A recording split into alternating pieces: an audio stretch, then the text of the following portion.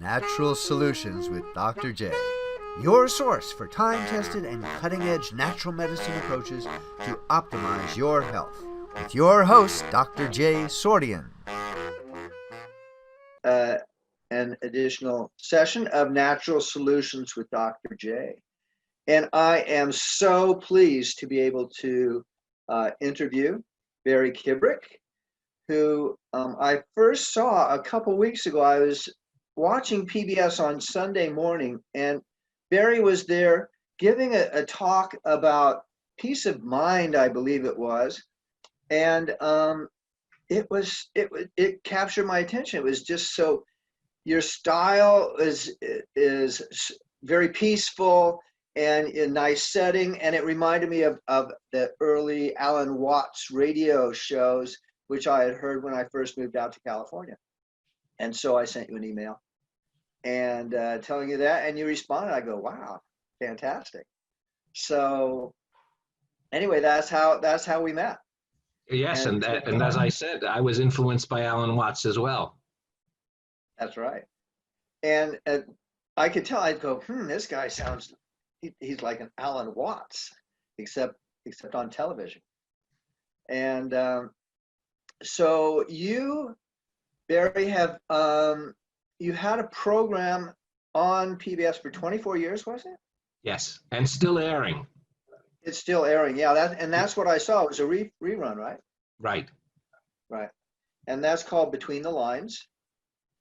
And how many Emmy Awards had it been nominated for or won? It's been nominated for 6, and we won 3. Congratulations. That's great. And so if people want to see that, it's regularly scheduled? It is on Sunday mornings on PBS, but if they want to really see all the episodes in the best light possible, it would be to just go to my YouTube channel, which is just my name, and they'll find it. Or they can go to my website at barrykibrick.com, and they can see all the episodes uploaded on the YouTube channel. And they could also listen to all my podcasts just by going to my website, barrykibrick.com. Fantastic. So your podcast is a somewhat new endeavor for you, right? And you call it Just Between Us? No, that's actually the new YouTube channel is called Just Between Us. The podcast is still Between the Lines. What I've done is I've taken all my classic episodes and I've updated the intros and things like that and gave more insight to them. And those are the current podcasts that are available. It's called Between the Lines with Barry Kibrick. They're on every podcast provider. The Just Between Us is where I talk only to viewers, and that is on my YouTube channel, but all of it can be accessed just by going to my website. It's the easiest way. Fantastic. Now, I have not seen any of the Just Between Us episodes. Do you actually have a crowd of people who are tuned in and they ask questions? No, it's actually me just philosophizing to my viewers. And then we've been now doing monthly a live Facebook chat so that viewers could write in and ask questions, and then I respond to it. So, and then also the podcast, we're eventually going to start doing new ones with guests. So the podcast may have guests in the future. All of the podcasts have guests because they're the best of my Between the Lines, which was with guests. You actually saw a show, I think, that was just my solo show. It was, yeah. Because I began experimenting with it on Between the Lines on PBS, and that's when we then decided to move it to just YouTube because of all the costs that were associated with doing it on PBS. I couldn't afford it anymore. Yeah. So you're also a producer, director. Is that right? You have a production company? No, I'm a producer. I directed other episodes, but all of my shows are directed by my son. He's also my co-producer and editor, and his name is Eli. And so he's the director of all the Between the Lines episodes, all the Just Between Us episodes. I was also an instructional and professional development video producer that directed those types of programming. Oh, But my interesting. son's a regular filmmaker. Uh-huh. Huh. Do you have any online trainings in that type of thing that people would be able to access or pay to study with you No, in that? no, because those were all done while I was employed by PBS, the station out here in Los Angeles, and they own all of those materials. Now, some of them are online through them, but they're the Los Angeles Unified School District, and they own the PBS station out here in Los Angeles. So you'd have to go through the Los Angeles Unified School District to find anything. That's interesting. I didn't realize that the school district was part of PBS. Yeah, they're in fact, they're the second largest PBS because they're in Los Angeles. The first one is in New York, obviously. All right, interesting. So, when we spoke briefly, you said that the between us, or just between us, and kind of your purpose is to help people better understand their place in the world.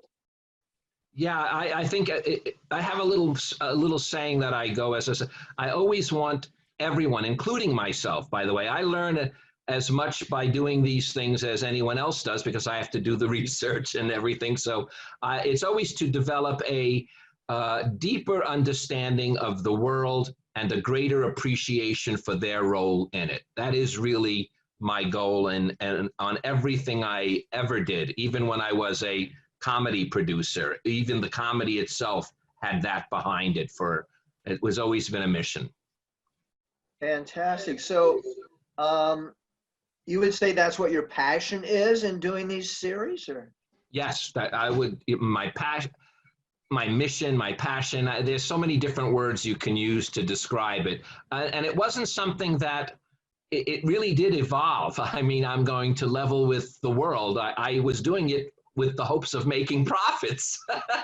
Absolutely. Why not? When there was no profits, I had to gain some satisfaction out of it, and therefore it shifted to that. And I'm really grateful that it has, because don't get me wrong, I would still love. And in fact, I couldn't even do this show if it wasn't for my patrons. I have patrons that support what I do. And by the way, if anyone wants to ever do that, they're always welcome. And I'd like to plug that. You can also find it on my website at barrykibrick.com. And it's as cheap as $2 a month. And you get some extra benefits, and you can pledge more and do more than that. But that's how I'm able to keep this going, is I have patrons that love the work I do, and they're willing to help support it. I'm glad you mentioned that. It's very important for people of your caliber and your wisdom to be able to continue to share that. And life is not free. I mean, you have expenses, it costs everything. So I appreciate your mentioning that, because I'm always looking for ways to support great artists like yourself and philosophers. Well, thank you, Jay, and thank you again for this opportunity. I really appreciate the work that you're doing, and I was very honored that you asked me to appear. Thank you. So the title of this particular podcast, and my background, I'm a natural medicine doctor, and I have focused more the past maybe 5, 6, 7 years on dementia, Alzheimer's, and memory and the brain. And it seems to me that understanding one's place in the world, there's something about one's memories and who we are, who are our legacy or whatever is related to that topic too. So somehow I had a question: what you think or feel is how memories, and our memories or the memories other people have of us, how that fits into what our personal legacy is in life. I have, I guess we're kindred spirits, Jay. I've had similar thoughts for a very long time, but I think my response may surprise you a little bit. All right, and in fact, I've learned this when I've whenever I've been at funerals, I feel this, in fact, more deep than anything. When people say, they will stay alive in your memory, they will be, and I say, I think there's a little twist to that. I think people may be forgotten, even with their memories gone, but their consciousness, their soul, is something that can never be destroyed, according to the greatest of physics that we understand. So whether we remember them or not, they are still with us. I have a very strong belief of that. Now, of course, without the memory, you may not be able to tap into them. That's where I believe the memory comes from. So if, for instance, I love using my mom as an example. She tragically died in a car crash over 30 years ago. And yet I am in touch with her now way more than I've ever been while she was alive. I would speak to her once a week, and it usually was just, hey, Mom, how's it going? But yet now I am tapping into her, whatever it is, constantly. And the same with my dad, who just recently passed. I am tapping into them constantly, and that's due to the memory. But I believe if I don't remember them, they're still out there to be tapped into. That is really fascinating. I know that in Chinese medicine and acupuncture, there's a point on the top of the head called 100 meetings that is also associated with like the crown chakra and all the others. And the 100 meetings is supposed to help, when we put a needle there, it's supposed to help people get more in touch with their ancestors and the ancestral wisdom. So is there a particular technique or a place in your body that you put your attention on that then gives you more connection? Yeah, this is gonna, and again, it's very funny. I've done this study myself too. And I found that you heard, everyone knows the term gut feeling. What I found when I dug into that deeper, the gut is the closest type of structure to the brain. The type of tissue that makes up our gut is very close to the type of tissue that makes up our brain. And so I like to use both the physical and the mental to feel that sensation. And yes, I definitely believe we can tap into consciousness. I like to use the term the cosmic library, where you can check out the wisdom of whoever you wish to check out.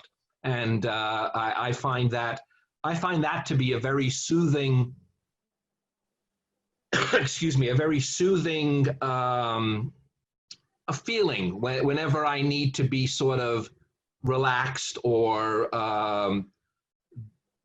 decompress. Believing that is something that I like to turn to. So is that like if you're communicating with the consciousness of your mother or your father, is there a particular practice or something that you do how do you get in touch with that?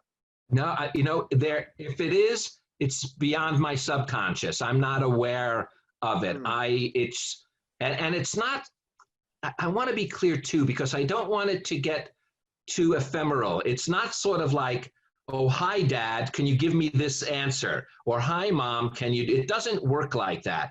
It's just more of what I would say part of my consciousness. And that in itself is debatable if it resides within or is consciousness something we tap into.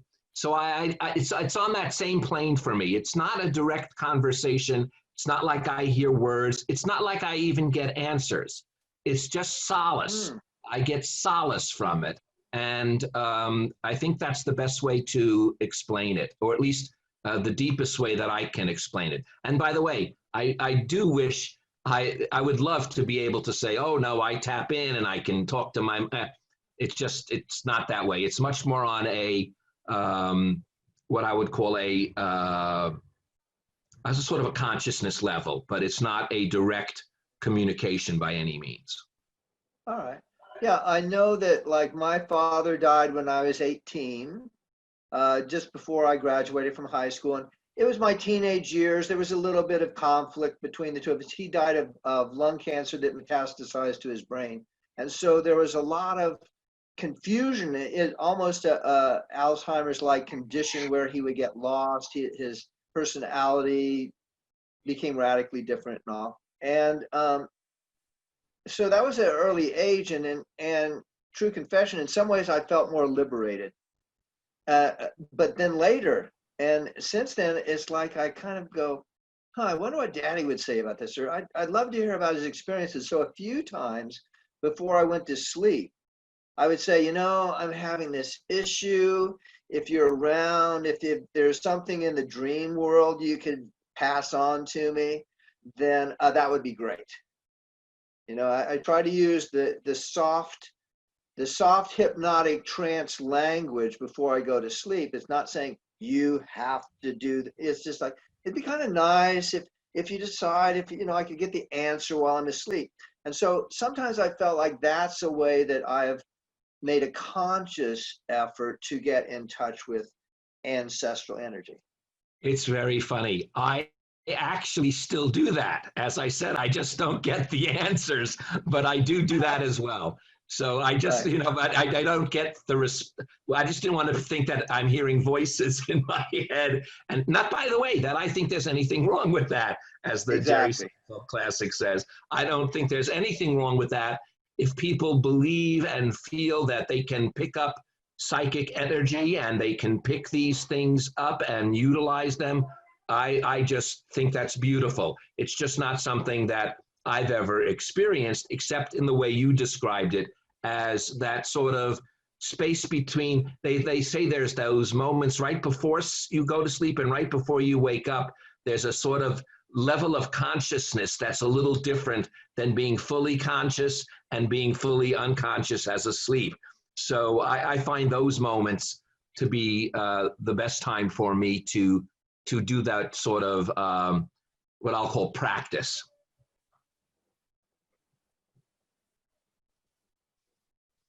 That makes sense. I'm going to pause here. Maybe the internet connection has gotten better now. So do you know anyone who has dementia? Or have you worked with anyone with dementia? Well, I mean, I know relatives who've had dementia, but no, I haven't personally experienced that. Both, as I said, my mom was taken young. My dad lived till 93, but had absolutely no dementia whatsoever. And my wife's parents also no dementia whatsoever. So I've never really had at my aunt's. I have an aunt who I'm not that close with, who my cousin tells me has severe dementia, but I haven't dealt with her. So I really have not had that much interaction. Now, I've had guests on my show that have written many books about this and the dealings with dementia, so I'm aware of it, and I know what I would say would be the best practices. I don't know the best practices, but I'm aware of the best practices. But no, I haven't personally had to deal with that, and I guess I'm kind of lucky because I know a lot of people our age who have aging parents and grandparents have to deal with that. But no, my grandparents lived long lives and also never had any form of dementia. Yeah, I've written a couple books on it and interviewed a lot of people that are on this Natural Solutions with Dr. Jay on this podcast talking about that.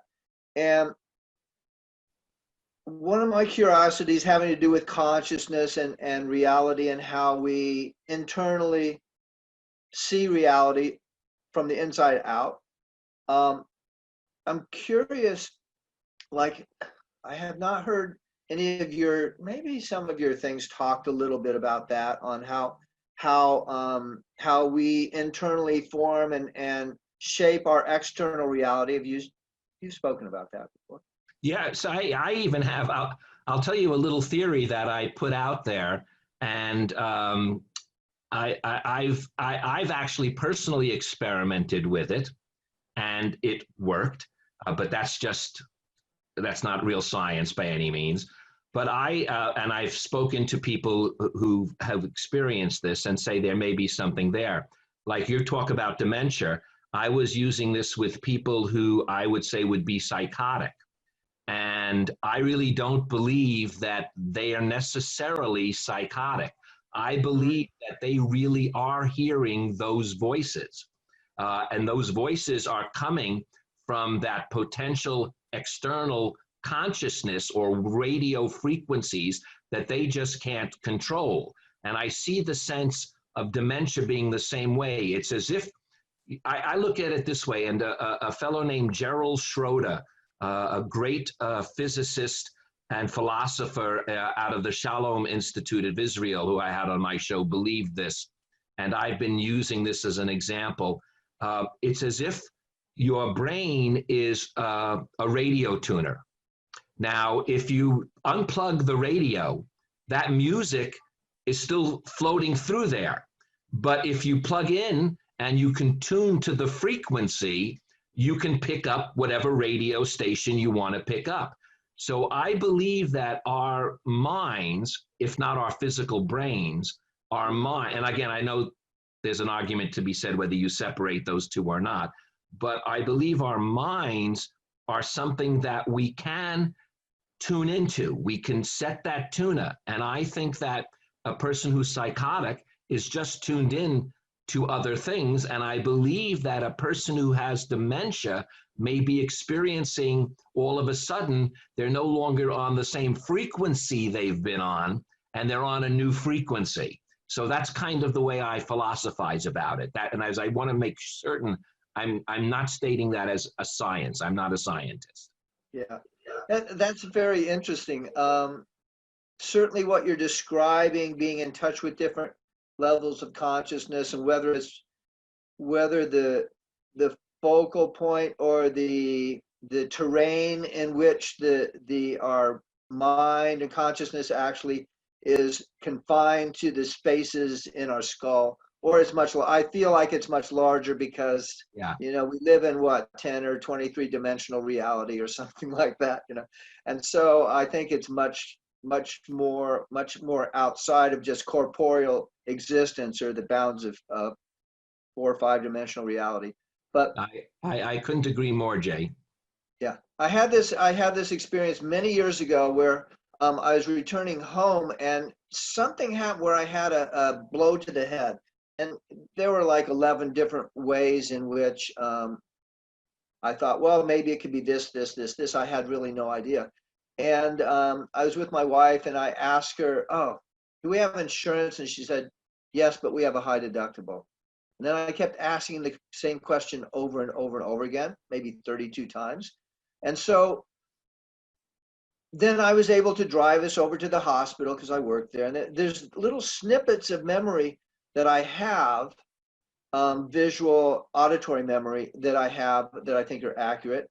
But for about 6 hours, there was just this big blank, although I was conversing with other people and all. And at the end of that, I woke up in the ER and I looked around, I looked at the clock on the wall, and it was like 2 a.m. And I'm looking around and I see my wife and I said, oh, do we have insurance? I asked the same thing and she's thinking, oh no, it's gonna all happen again. And I said, and she said, yeah, we have a high deductible. I said, okay. And I didn't repeat the question. It registered.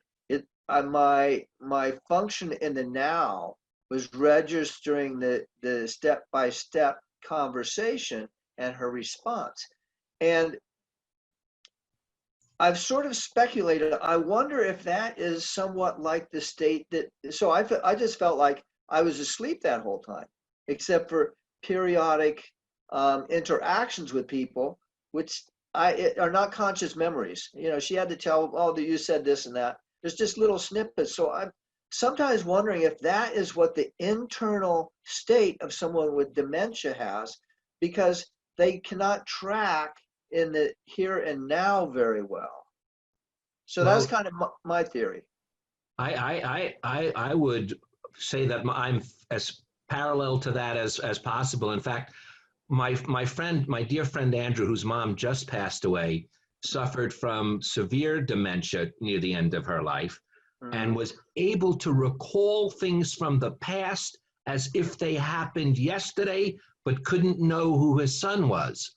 That's always been fascinating with me. And in fact, I had a dear friend who was a viewer of the show. She was 96 when she passed away, and she could remember her childhood in Britain during World War II with, complete, from colors of clothing to whatnot, but then couldn't find the phone number or couldn't remember who her doctor was or couldn't. Right. So there's definitely something interesting that happens when the mind goes through that. And I'm really, this is one of those that I'm certain you are much more versed at than I am. So I wouldn't say that's the case, but it's just interesting comparing notes.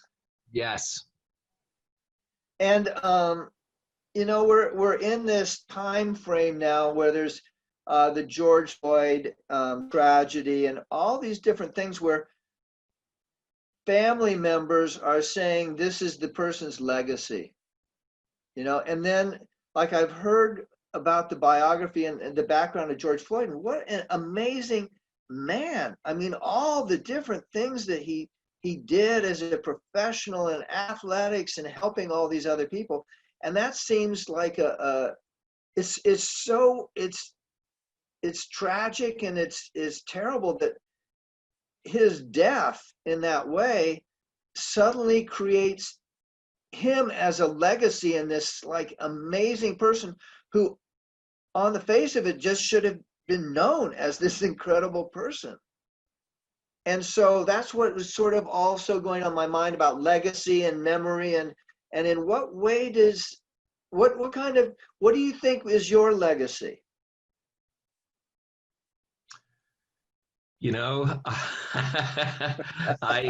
I like to use this phrase. I remember watching Dolly Parton being interviewed on the Sunday morning show on CBS, and someone asked her, and they said, "Dolly, what would you like people to say 120 years from now about you?" And she said, "Boy, she looks damn good for her age." So that's how I look at my legacy. I don't want to leave so much as I want to stay around so long. So it never enters my mind, my legacy.